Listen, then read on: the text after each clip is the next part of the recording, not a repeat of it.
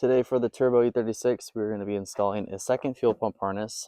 So in the last couple of videos, we installed a second Walbro 485 just because I'm having some fuel slosh issues where the fuel is going to like one side of the tank. And I just wanted another pump on that side to catch the fuel.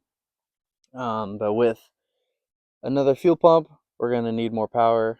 So right now it's connected to the other side, but it's taking power from the single harness, and I just wanted a second harness just to be safe. So actually, if we go into the trunk, you can see that the existing harness is right there. So I'm going to mount everything right next to it and connect it the exact same way that I have it already, which is kind of nice because if I don't remember it, I just look back and, ground right there, connect the fuse right there, and then they run through there. So that's kind of nice that it's already done right there. It makes it a little bit more simple when it comes to wiring it up. So if we come into the back seat, we can see the wires that I have connected right now. So it's kind of just jumped from the right side to the left side. All the plumbing, I need to fix that. But I think that we can just keep this white wire because it's just the signal telling it to actually turn on.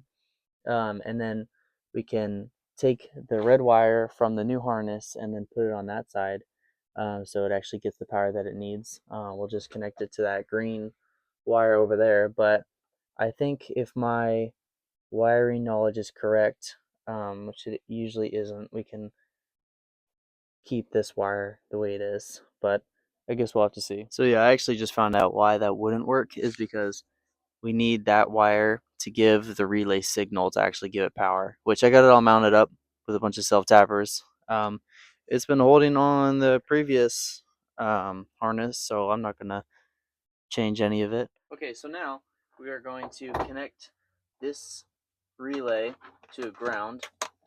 So I'm just going to snip it off and then just like connect it right here because it just grounds out to the chassis.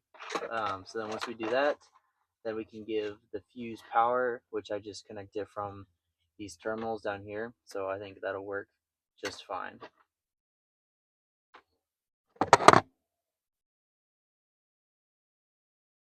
Now that we have all these wires hooked up to the terminals, it's all grounded. So we're going to run these white and red wires through that side. And I think we'll need an extension to reach the left side because these wires, they're like just barely long enough. So we'll see how far they actually go.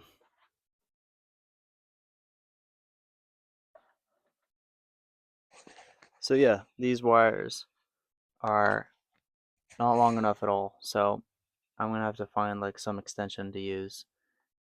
Okay, well, this is insanely ghetto, but I think it'll work.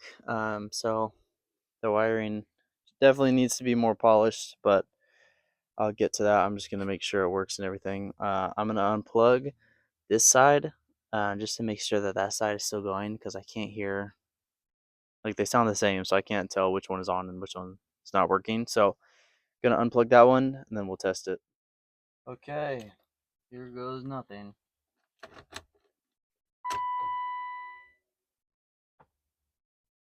And it works. First try. That was kind of surprising. Just so we can see if it starts up and everything.